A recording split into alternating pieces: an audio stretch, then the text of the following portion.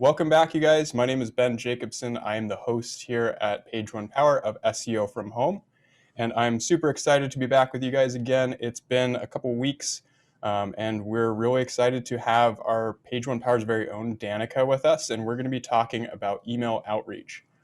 So we're going to be covering a handful of topics today as far as how you can be making small tweaks and changes and what you should be doing with your strategy for outreach and link building. So all of that is coming up. We're super excited. If you guys haven't joined us before for Page One, or excuse me, for SEO from Home, this series is basically something that we put together at the beginning of the pandemic just to try to keep the SEO community connected and try to allow people a platform to continue to kind of share some of their insight and information about SEO. We've done a handful of episodes that are ranging from PPC to site maps to technical SEO, content writing, everything in between. So today we're going to be focusing a little bit more on the outreach side of things and how you should be making those adjustments going into this somewhat unprecedented year. I think everyone's tired of hearing of how crazy the world has been lately, and so we're here to kind of just give you some information about how you can be prepared for that. With today's presentation, we are also going to be recording it. So if you guys have to step away for any time, don't worry. We're going to have this up on our YouTube channel and our website. We try to do that by Monday, 24 to 48 hours if we can. But rest assured, it's going to be up there soon. So all of that to say, we are looking forward to seeing how you guys are currently doing your outreach as well. We encourage you guys to ask questions and talk with us. Danica and I are going to be having a conversation today. We're going to be kind of covering some general points, but we want you guys to kind of chime in as well. If you want to do that, there's a chat box below or the Q&A box. Either one of those is a great place to reach out to us if you want to chime in. We'll do our best to kind of answer those questions when we can and kind of in the moment. But also, if you don't get a chance to ask, we'll kind of hold some questions for you guys at the end too. So I will get off my soapbox and take a drink of water here. You guys, we have Danica Laurence with us here today. She's going to be talking again about email outreach during a pandemic. So Danica, tell us a little bit more about yourself and what we're going to be talking about today. Hi, I'm Danica Laurence. I work in the research department of Page One Power's production floor as a team manager, and I work specifically with our outreach team. One of the things that we experienced last year, really when the pandemic, really hit and everyone started feeling it, was just the struggles and the stressors that came with outreach.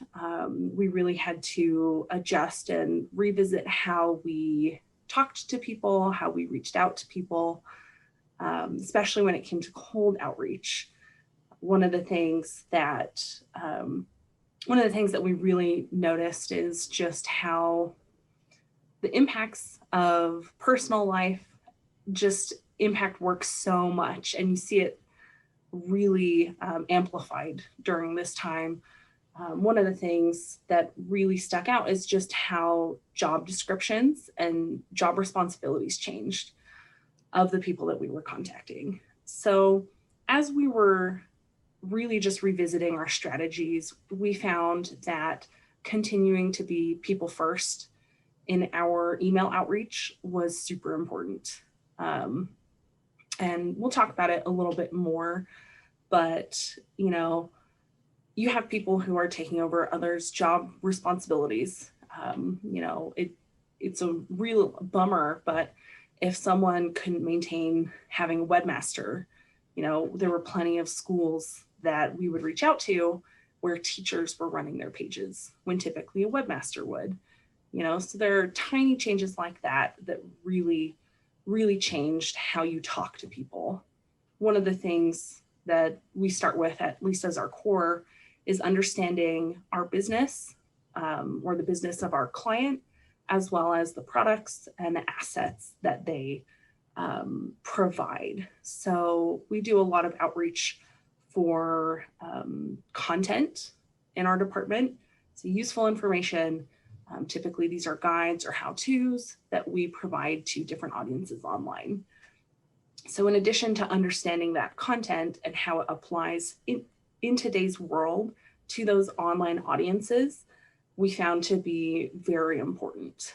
A lot of the content that we found to be most useful for people is anything mental health related or COVID related, which I'm sure a lot of you have seen just a boon of COVID pandemic related content. This is pandemic related content, but there's some real importance to that, especially when you're talking about like teachers and students is really a big audience that we hit.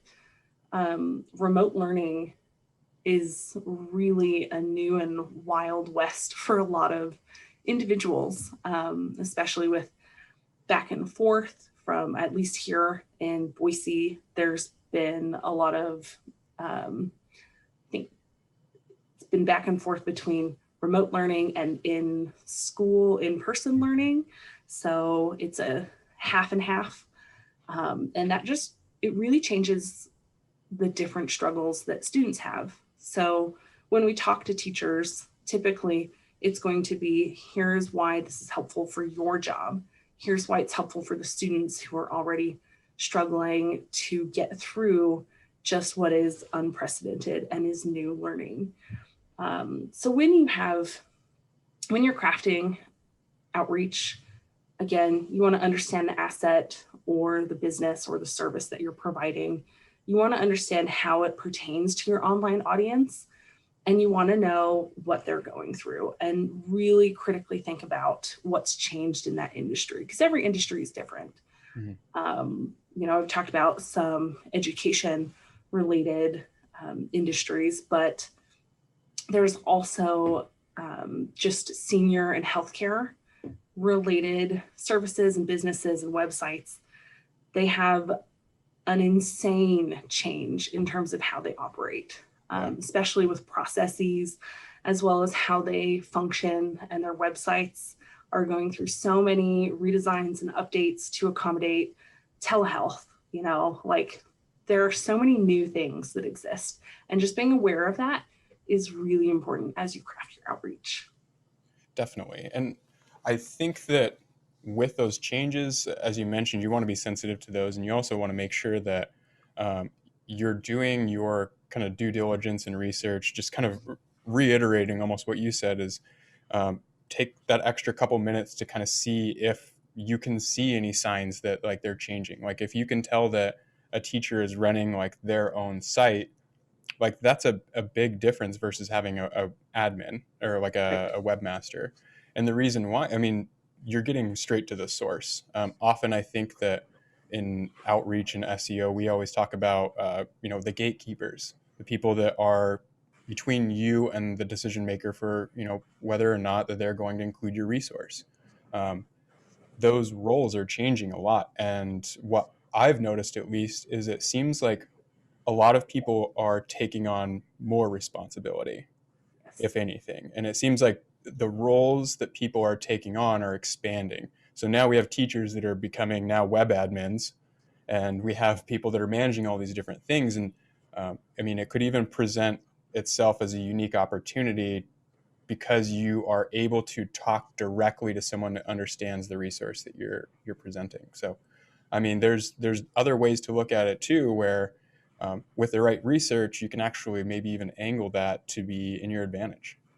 Yeah, absolutely. I think, especially, and this ties into just, you can't send emails without having prospects. You have to know who you're going after. For us, we're link building. So we're trying to find different links pages and resource pages, and we're identifying those targets and those contacts. And that's a big portion of the research right there is after you identify that online audience and who is going to find what you're providing useful or who might need it, that next big step of research is figuring out who you need to talk to and what those changes are. And typically that requires going to social media now is another place that you should be looking at to see what's going on, what updates are happening with the business.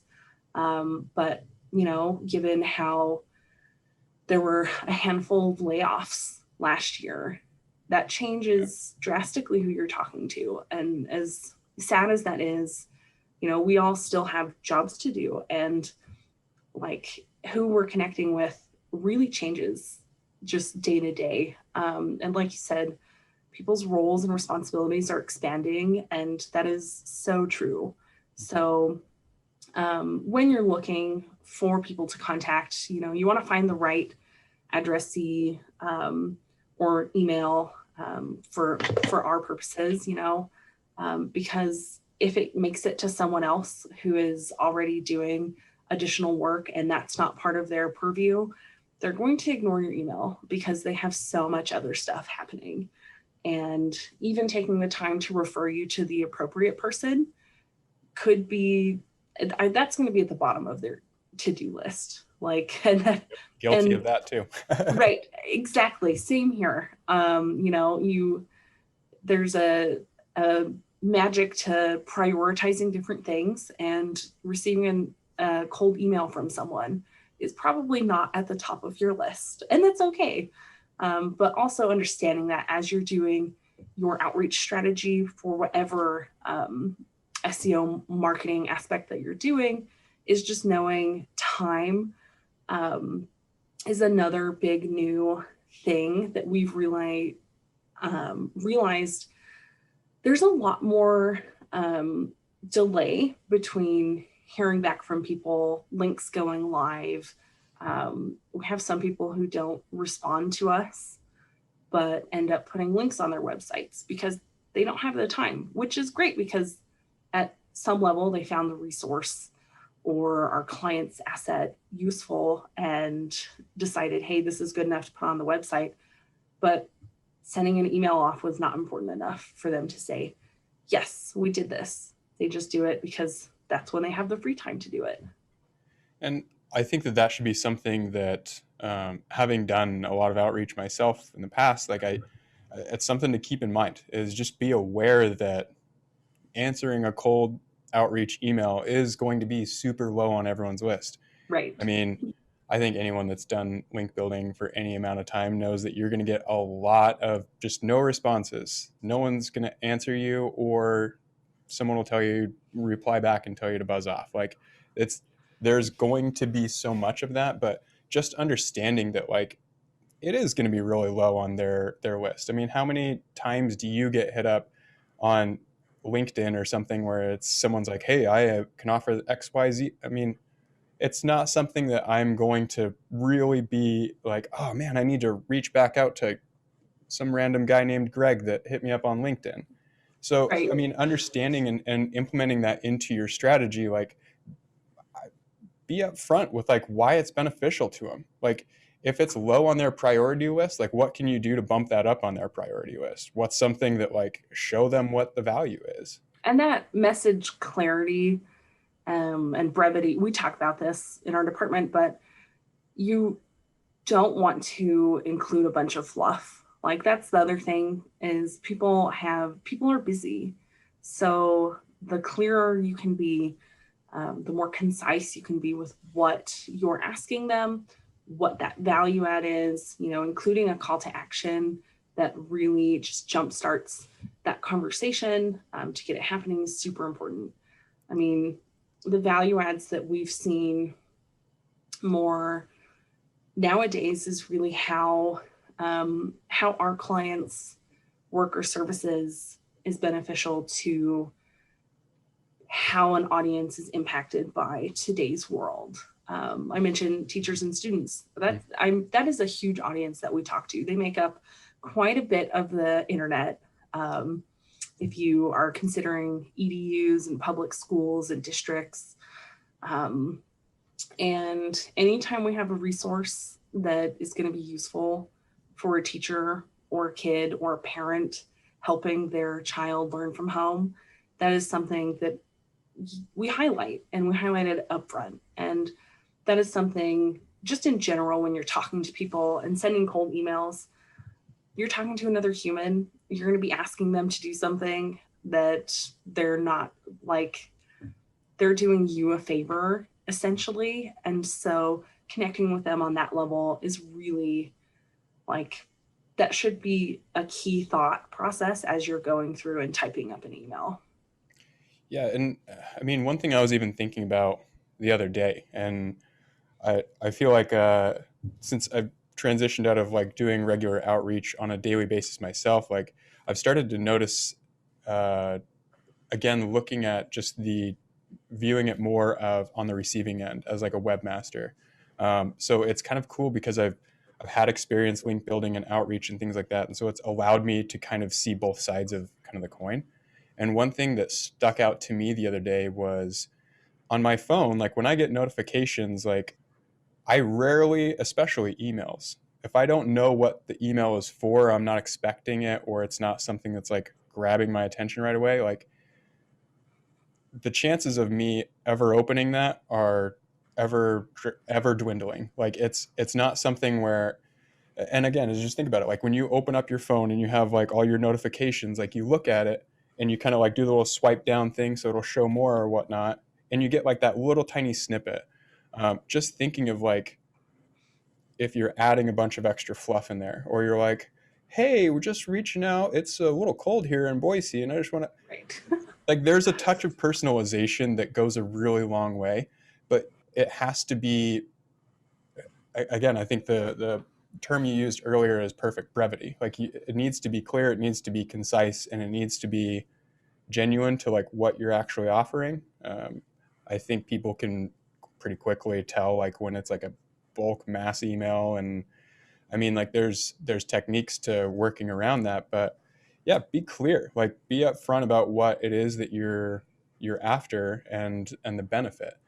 I mean, like as someone who gets outreach for that all the time, like, man, at least if I know what you're outreaching about, maybe 4 or 5 months from now, maybe I'm like, dang, I do need someone to come in and caption all of our videos. Like that could be like a huge thing. Mhm. But if I have no idea what Jerry or whoever reached out to me about on LinkedIn, like I have no idea and I'll never be able to see his Yeah. services. But at least the people that are up front, like at least I know what they're offering, even if I'm not interested. Yeah. On the flip side, too, though, one thing that um, some members of our team have noticed is there are some people who just want to talk. So, Interesting. you send that clear, straightforward message, your initial email, and when they respond and they want to have that conversation and that human interaction, sometimes it's worth it to take the extra time out of your day to talk to those people and just say, hey, how's it going? Because when Susan, who runs Pet X, Y, and Z website, is like, oh, my dog had a great day today, Mhm. respond back with a photo of your dog. It's not going like, and it's something I think most people have felt is some of that isolation, especially marketers who are working remotely from home. They're not seeing people in office. They're not seeing people in like in real life a whole bunch. And sometimes people just want to have that conversation. So it's really important to kind of feel out and see, start off with that message clarity, that brevity, but then read the room when people respond to you. I think there's a lot of social cues that indicates when someone wants to have a conversation or when someone wants to have just a very quick transactional type of conversation. It's a very good point. And do you feel like that is something that is, I mean, we even talked a little bit before we got started here. Like, I'm kind of feeling like the isolation a bit here too. Like, I get to, fortunately talk to people on video every day for work, but at the same time, like there's still that isolation. Do you feel like your team is noticing that there's people that are kind of trending towards more conversational, or is it just kind of like something that you have to feel out as you're doing your outreach? It's just something you have to feel out. One thing I think, in terms of just commonality between some of those, has been typically people who, and again, I mentioned Susan at X, Y, and Z pet website. We're talking about people who are small business owners that maybe don't see a ton of people. Hobbyists, I think, are another, big group of people who they're engaging with people. It's not just a marketing job for them. It's like It's true. it's passion behind what they're doing. And those typically, even prior to February, March of last year, those are the people who want to talk anyways and have more conversation and say, like, oh, this is a real person. Oh my gosh, they actually looked at my website and they do understand why it's so important to me or why I'm doing what I am. And those people really, like, you can tell when someone responds back in an email and says, oh, this is a really great resource.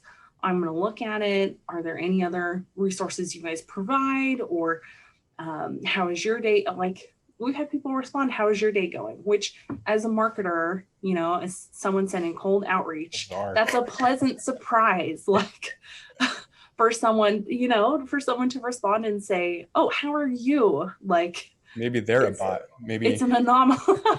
Maybe it's definitely an anomaly. But and really, like, when it comes to email fundamentals, you want to make sure you're talking to the right person. You want to make sure your subject line it stands out and it's clear so that whoever you're sending it to knows what the email is going to be about. You want your message and your value add to be straightforward, and any calls to action you have should emphasize why it's important for them and their audience. The other thing too, to just remember that I think sometimes, especially, like, I haven't seen this happen, but I have read online, in different forums and whatnot over the past 6 or 7 months, but, like, don't forget to also be professional. Like, include an email signature. I know we're working from home, we're wearing leggings and sweatpants and professional tops, right? But, like, there are still certain things that you also want to keep in mind as you're going along and doing your outreach and just revisiting your strategy. One thing that our department has been talking about is making video calls unavailable, like an option for the people we're reaching out to, is including options to have Zooms or Google Meets. Like, will that help people, like, with outreach? Is it worth the time to send an email, send a personalized email, but then also encourage them to not just reach out to you in a response, but maybe set up a call? Like, is a 15-minute call more worthwhile than having 5 or 10 email exchanges?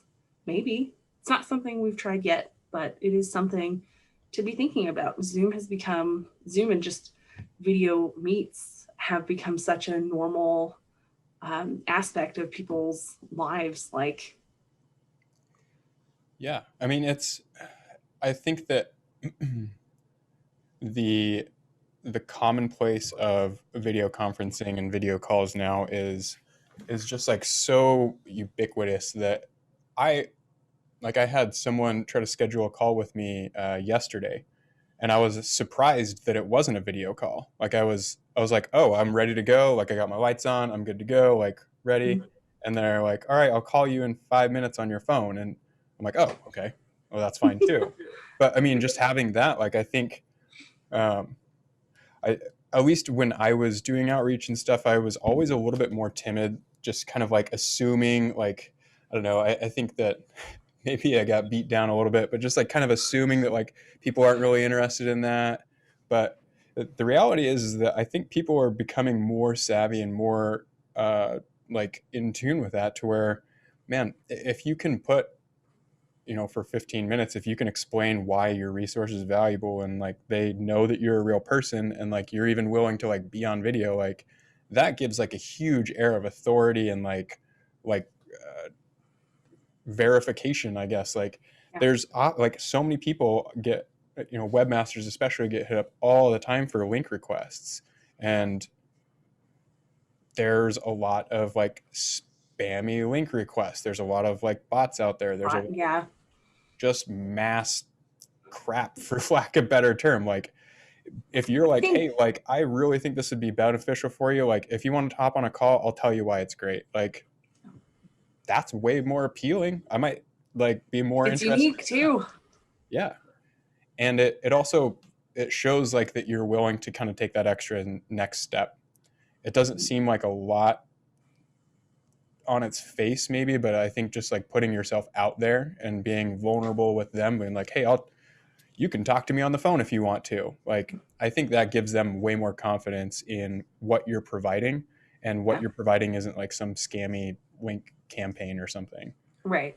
They're going to see the opportunity to talk to a real person, and that's important. Um, and just taking the time with responses, whether it is via video conference or phone or email, I think is another thing that we've noticed.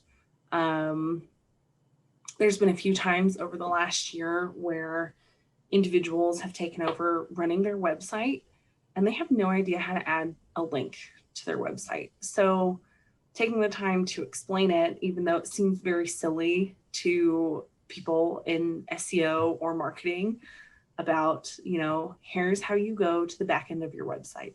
Here is the different codes that you put in and the text that you put in to create a link on this specific page, is something that we've had to do. And that's something that, like, being compassionate in your responses is super important. And if it means getting on the phone, getting on a video call or a screen share, like, that's something our department is starting to look into, because times are changing. And even after things really become more normal, or at least our new norm is established, I think we're still maybe in a transition period.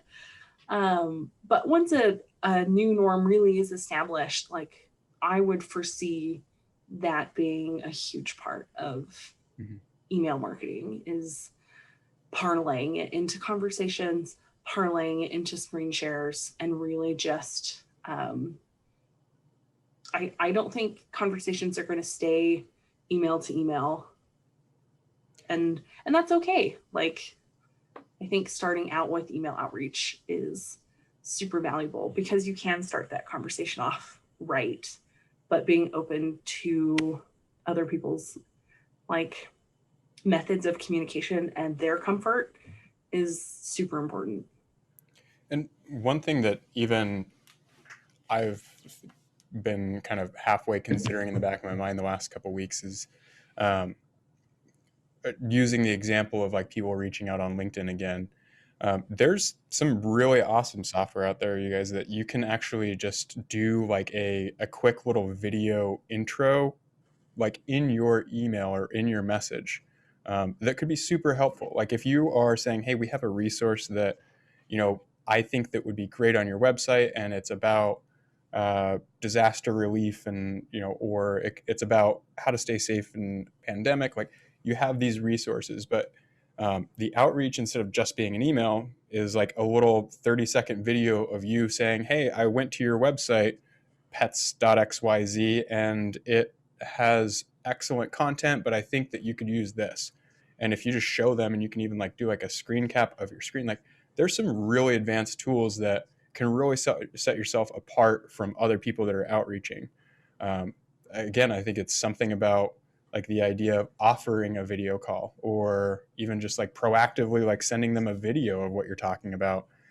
And I mean, I'm busy. Sometimes like if I see like a few paragraphs of text when I don't know what's going on, or I don't know who it's from, like I'm less likely to read that than maybe just clicking a play button. So who knows? But I mean, there's so many different opportunities out there as far as how you can connect with people, and especially now, I feel like that's changing super rapidly.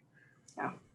And even when you're going through and considering that stuff, just looking at the targets and the people that you're reaching out to and understanding their values is something that will really help um, inform what you're doing.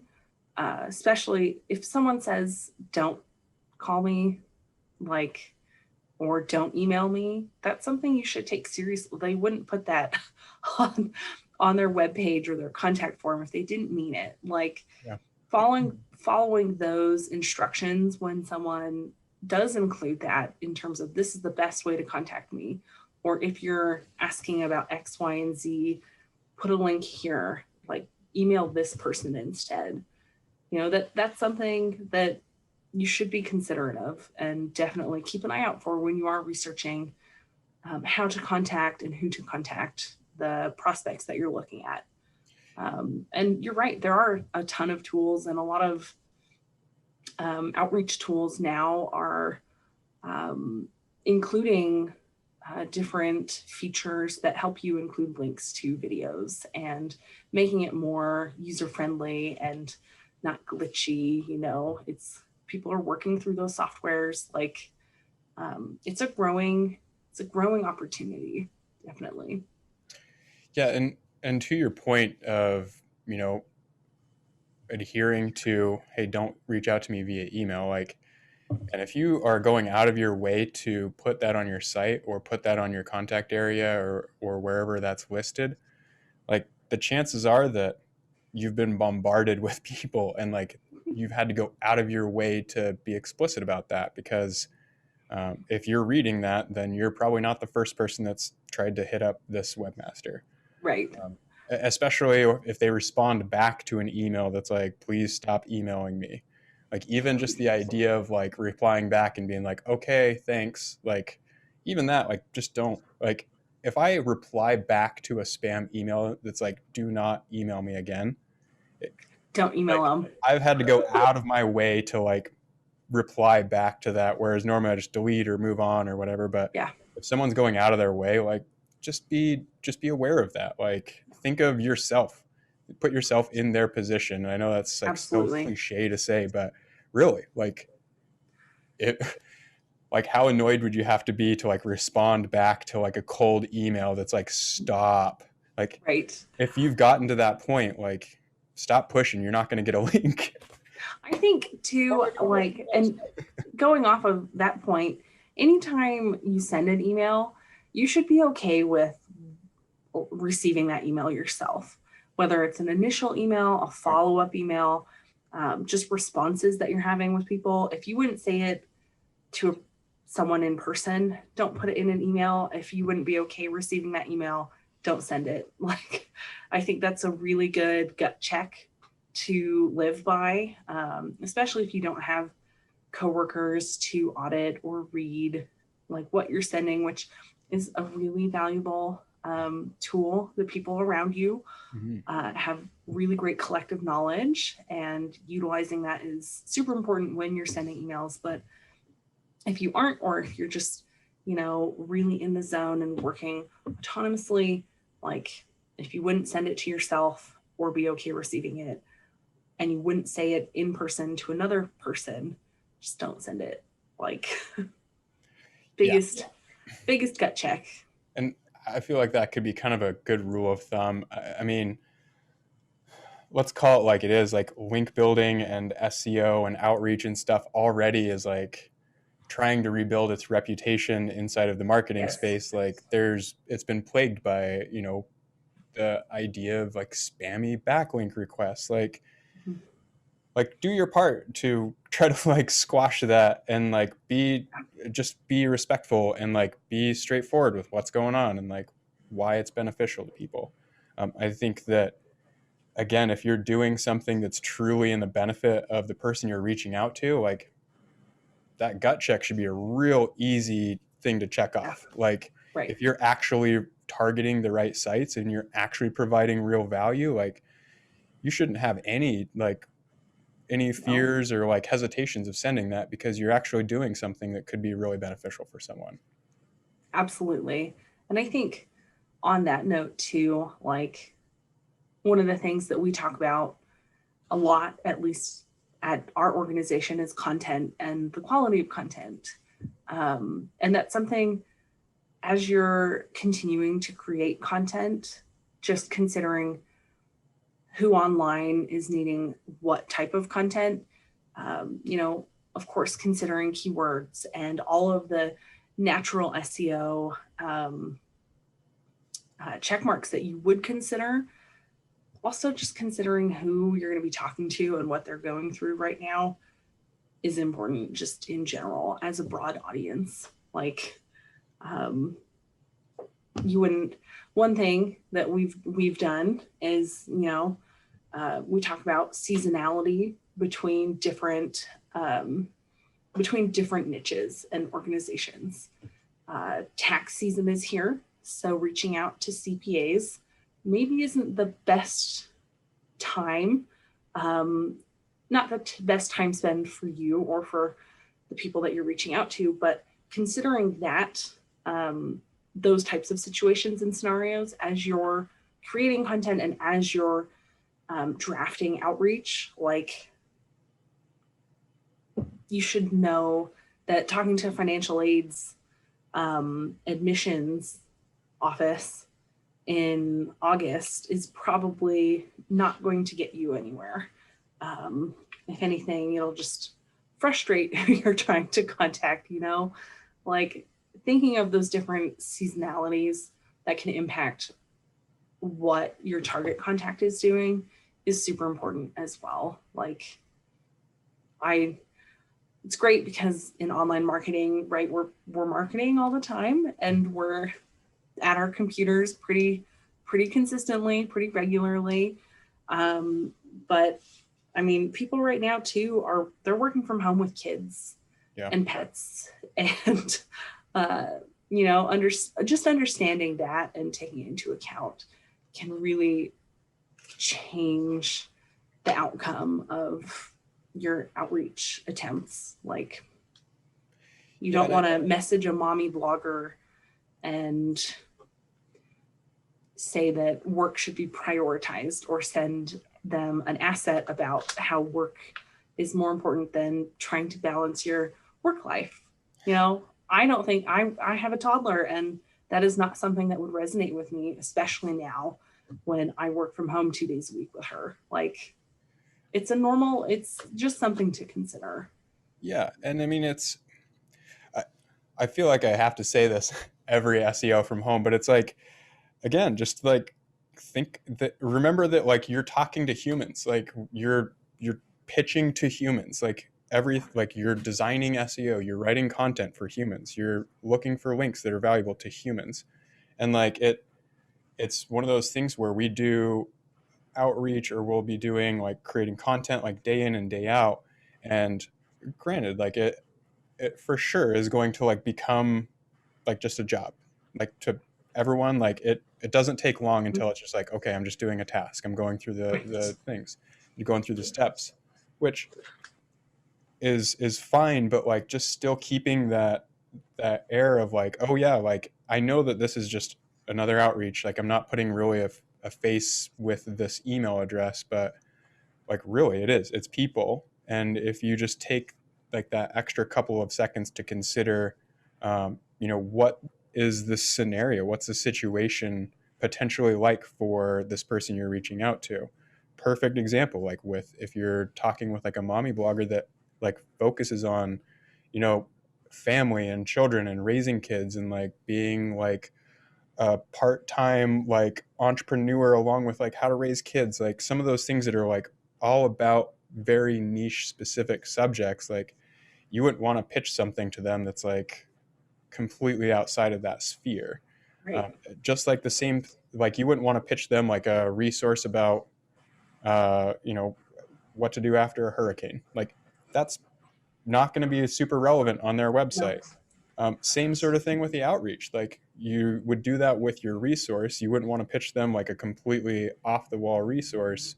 And the same sort of thing with like how you're actually interacting and engaging with them. Like, you wouldn't be like, hey Judy, how's it going? Did you guys catch the game? Like, you want to like try to talk to your audience, like talk to them, or like open up with things that are going to be pertinent to what's going on. Like, if you're talking to a mommy blogger, like, maybe talking about a Super Bowl, or maybe talking about like XYZ, like the automotive industry, like, that has nothing to do with what her blog is. And so like, why would you reach out with completely irrelevant information? And same Right. sort of thing, like, don't reach out at like irrelevant times, or If you're reaching out to someone in the finance industry or CPAs, right now they're going to be a long time before they get back to you, and you might hit Yeah. them up 4 times without a Mhm. response, and then they're finally like, get out of here, I don't want to talk to you.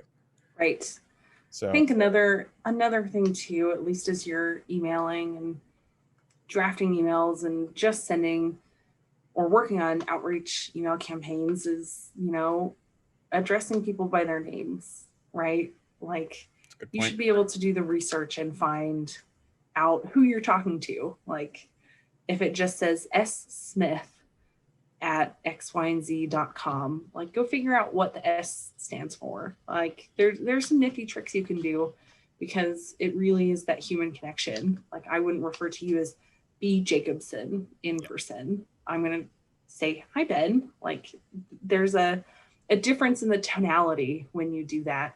And it really can just make or break the communication and the persuasion you have. Like, if people can trust what you're saying, believe you're real, you're providing valuable things, like, it can go a very long way in terms of making your outreach campaign successful. Yeah, and that makes total sense. I mean, again, just putting yourself back in that position, like what would you want? And I think that's such a good litmus test, just to kind of know if you're heading in the right direction. I also really liked what you said before about like using other people as kind of your, like, bounce your ideas off of them. Say, hey, I wrote this outreach. Does this sound like it would be effective? Does this sound like it would be something that's a reasonable request? Um, I mean, also read your audience. Like, look at the blog, look at their website, look at their LinkedIn, try to figure out what you can about the site. I mean, there's so much resources, or there's so many resources out there, and there's so many tools that give you insight into everything. We live in an age where there's not a lot that you can't figure out with the right detective sleuthing Right. online.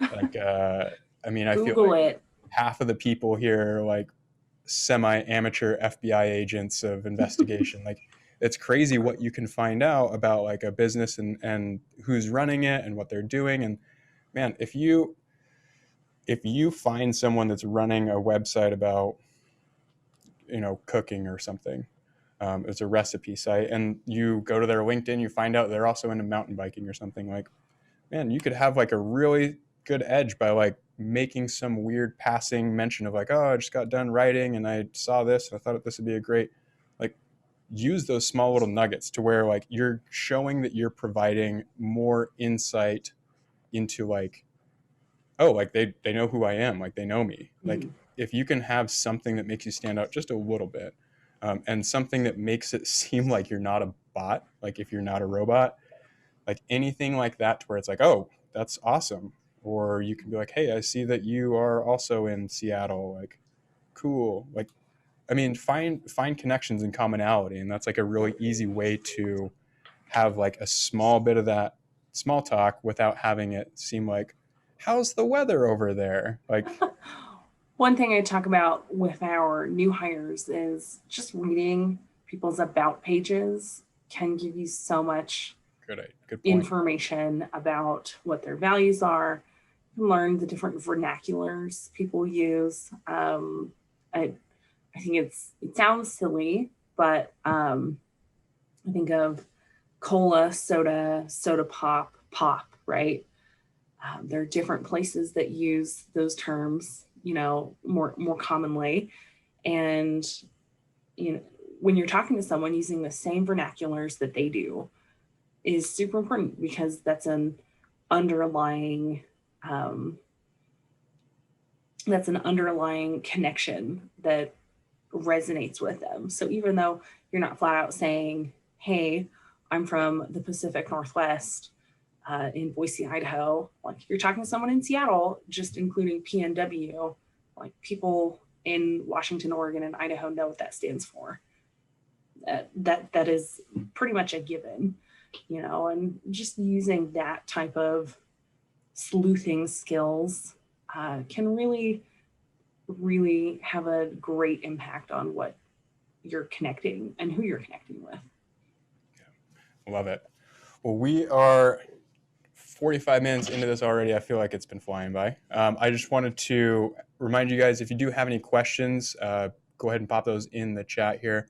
We'll probably be wrapping this up here probably in the next little bit, close to the top of the hour.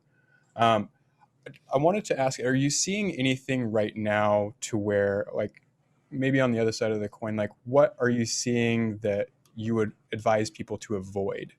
What would be like some ideas or things that maybe you've seen where it's like, this is, maybe you should maybe avoid this? I think anything disingenuine, where you introduce yourself and part of your message, you say, oh, I found your blog and your page while I was looking at X, Y, and Z.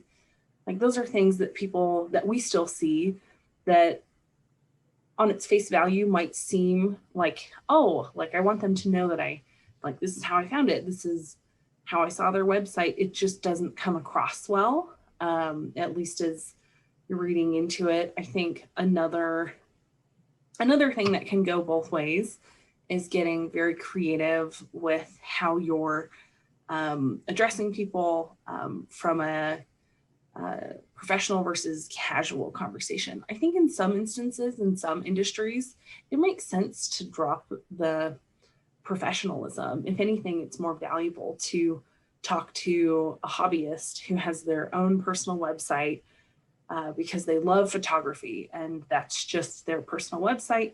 They're sharing some things. It's not a professional photographer, but it's just, look at this cool thing I found, or here are some products that I really like. Here are links to some fun local pages. You don't have to use a professional signature. Like you can be a little bit more casual. And I think, again, that's something that people forget, now that still kind of happens is you don't have to always be super professional. There are times and places to be very niche and casual. And you should use that opportunity. I think those are very genuine opportunities. And I would say we don't see enough of those. And granted, like as an organization, we are representing our clients. So maintaining that professionalism is super important. But if you're working for yourself and you feel comfortable, identifying a website where you can probably be a bit more casual, you should do it. That can really go a long way in terms of making you a real person and not a bot. Like, yeah, it sounds silly. And again, for professional marketers and people who are running campaigns for their clients, it can be a little bit finicky in terms of how you're representing your clients. But if you do have the opportunity and you do have the capabilities to be a little bit more casual when the time, when there's an appropriate time and place to do it, that's something that some of our tenured employees really advocate for. And there's a reason they do, because it really helps just with that communication and connection. Yeah. And I think that it's always as maybe a heeding of warning ish. It's always best to be more professional than not. Yes. I would definitely say that it can work to be a little bit more casual for sure. I've always kind of defaulted to just like more professional than not, and just erring on that side, and then like kind of gauge their reaction. Like, how are they talking back? Like if they respond back to you and they're like, yeah, sure, like you might be able to do something a little bit more casual. And to your point earlier, reading the room, like look at the site, look at the industry, look at how they're writing in their blogs, right? Look at their about page. It's an excellent tip. Like if you're seeing that in their about page, like they're talking about, a lot of their personal life, and they're, very casual with how they're mentioning things, or in their blog, if they use curse words, like know that like they're probably a little bit more casual, like, and that's okay. I mean, I wouldn't recommend using curse words in your outreach. That's probably a bad idea. But like, don't write in all lowercase. There are things definitely to not. You have to maintain some professionalism, but there is room. There is room, and I think it's important to know that there is that room to be less of an organization, corporate, marketer with a business suit and tie. Like, Yeah. And yeah, because I mean, honestly, that can also push people away. Even if you're yes. talking with someone that is kind of professional and like, your typical business owner, like they have an air of professionalism about them, but they're a normal person. If you're too professional, like that can also push people away too, because then they're wary. They're like, "What are you trying to sell me?" Right. And Exactly. so it's a kind of a balance. It's a teeter totter of like, go in, be professional, but like also be willing to talk with them and meet them where they are. For sure. Awesome. Well, we are just about to the top of the hour. It's crazy that's been flying by. I feel like we just started. Um, I did want to mention we do have a handful of email outreach templates that Danica's actually put together for you guys as a downloadable. So I'm going to go ahead and post those in the chat.